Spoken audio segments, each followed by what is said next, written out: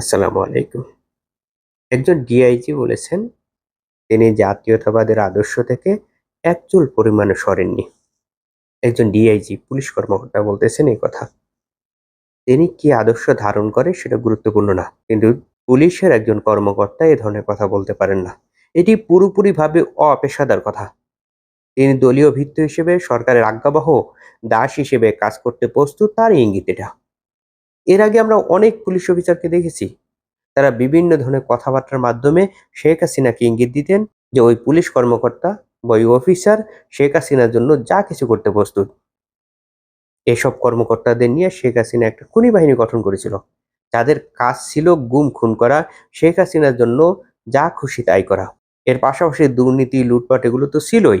আর এই ধরনের খুনি বাহিনী একদিনে তৈরি হয় না, প্রথম দিকে তারা এইভাবে ইঙ্গিত দেয়।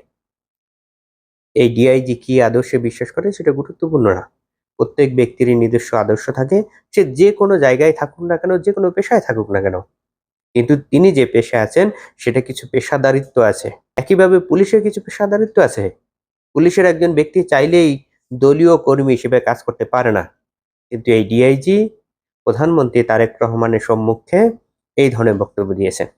এই অপেশাদার বক্তব্যের ফলে তার বিরুদ্ধে ব্যবস্থা নেওয়ার কথা, অর্থাৎ তাকে সেখান থেকে বরখাস্ত বা সাসপেন্ড করা দরকার।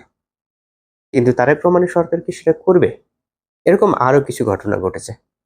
যেমন শাহবাগ থানায় ডাকসুর নির্বাচিত প্রতিনিধি এবং সাংবাদিকদের উপর ছাত্রদলের যে ক্যাডাররা হামলা করেছে তাদেরকে চিহ্নিত করেনি পুলিশ।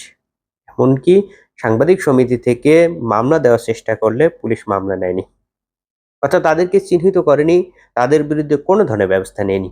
এটি তাদের প্রতি একটা ইঙ্গিত যে তোমরা এই ধরনের কাজ করতে পারো, প্রশাসন, পুলিশ, সরকার এবং দল তোমাদের বিরুদ্ধে কোনো ধরনের ব্যবস্থা নেবে না, তোমাদেরকে শেল্টার দেবে।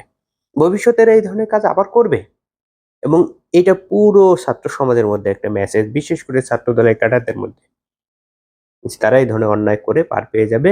এই ধরনের অন্যায় করার পরে সরকার তাদের শেল্টার দেবে।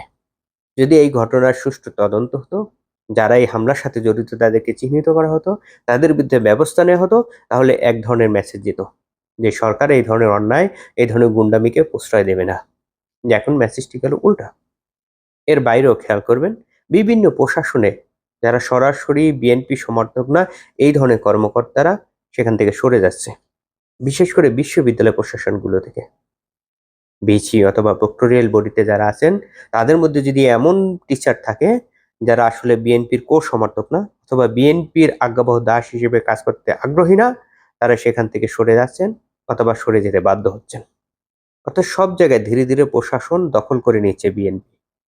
পুলিশ প্রশাসন নিজেদের আয়ত্তে আছে, বিচার বিভাগকে স্বাধীন হতে দেয়নি, সবকিছু দলীয়করণের চেষ্টা করতেছে এবং ধীরে ধীরে হয়েও গেছে।